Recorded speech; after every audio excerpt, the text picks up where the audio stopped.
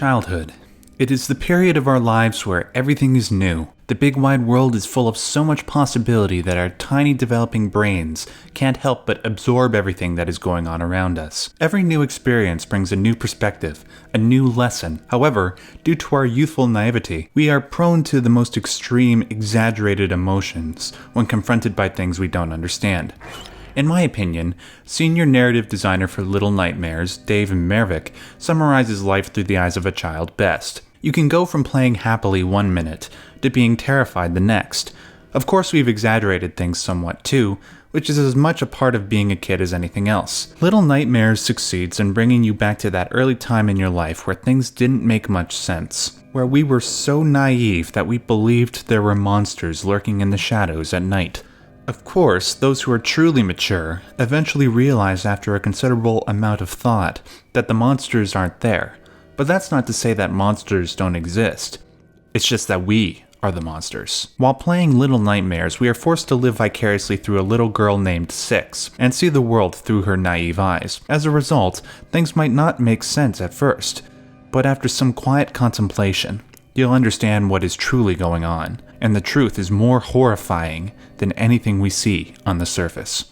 If it isn't obvious already, there are massive spoilers ahead. Starting with the game's location, we wake up in an underground facility of sorts called the Maw. At first, we don't know what to make of this place's origins or why it seems so unnecessarily complex.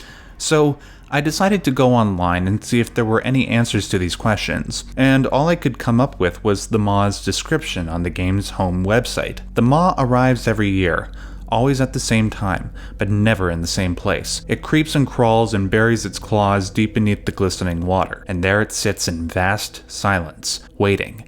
Soon after, they start to arrive, the guests, the monstrous, sweating, hungry guests. All seams bursting, bodies bulging, eyes dead with boredom. They shuffle up the gangway and into the mouth of the Maw, and then they are no more. If I were to hazard a guess, I suspect that the Maw is as old as the earth it digs its claws into. The reason why it arrives annually is because an annual ritual needs to be performed to satiate the ancient deity that has always resided within. However, it can only be satiated by the most corrupt of souls. But this all begs the question, why would this deity need to be satiated in the first place? We'll get to that in just a second. I looked up the character bio for the main antagonist, the lady, on the main website and found the following. With graceful restraint, the lady casts the hypnotic spell that keeps the engine running. Amidst the chaos of the world outside, the Maw is the only place that makes sense. And now this rumor of an escaped child threatens everything. Nothing can be allowed to interfere. The guests must eat. The Maw must survive. The chaos of the world outside? What can possibly be worse than the horrors we witness inside the Maw? How does that make sense? I believe that in the outside world, things have gotten so desperate for 99% of the population, and part of the reason for that is because the 1% have decided to gorge and purge on whatever they can get their stubby hands on. Both the outside world and the Maw have their own terrors, but at least within the Maw, there is a sense of order. Like a perfect circle, you bring the guests in every year, fatten them up until they can't move, and then eat their souls. Cyclical. Orderly. Depending on where the Maw lands, rumors begin to swirl in the land nearest that there is a place you can go where you can eat all you want. Naturally, those who have already given into their gluttonous tendencies venture to this island resort, not knowing that there's a catch to this impossibly wonderful deal. Because they are so governed by this consuming instinct, they have lost all sense of decency and morality, thus making their souls ripe for the picking in this sick ritual. As for why a ritual needs to be performed, I believe that the lady serves this aforementioned evil deity as a caretaker, and this evil deity binds and penetrates anything that has the capacity for hunger. Like Kratos is the god of war, it is the god of hunger. If something were to go wrong, the evil might become rampant and venture into the outside world to consume everything. That's why it is imperative that nothing interferes with the feast. There's a lot of importance given to the issue of hunger in the game, not just with the guests, but also with Six. Like I said before, this evil binds and penetrates everything, and is constantly watching over Six throughout the game. And I mean literally. Don't believe me? Next time you watch Six bite into something, take a look around the room. maybe you'll notice something you didn't notice before. It's almost like the evil deity is not happy with the current state of affairs and wants to escape to the outside world, so it watches over Six to ensure everything goes according to plan, because she might be its only chance of escaping. By the way, I found it odd that the little girl's name was Six. Who names their child after a numerical digit? The first thought that came to mind was that maybe whoever birthed her was birthing so many children that she was too lazy to name her daughter properly. Thus, she named her Six because she was the sixth child that was birthed. Turns out I might be partially right about that. When you enter the lady's chambers at the end of the game, you notice several portraits on her walls.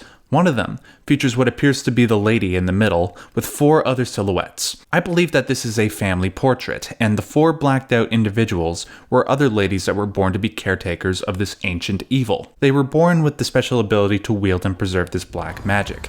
However, in a gluttonous lust for power, the lady consumed the souls of the other 4. Because she killed her family members, she cannot bear to look at herself in the mirror, lest she become paralyzed by the horror she sees staring back at her. Thus she wears a mask and destroys all the mirrors in her chambers. 1, 2, 3, and 4 were killed, leaving 5, the lady.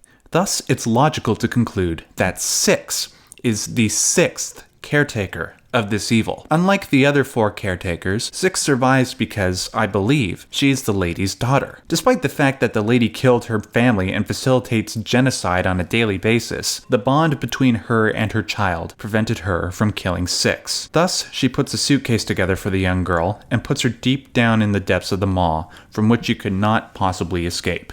Right? And so, 6 begins a journey through which her innocence is irreparably violated. Her terrifying surroundings gradually make her give into that dark side.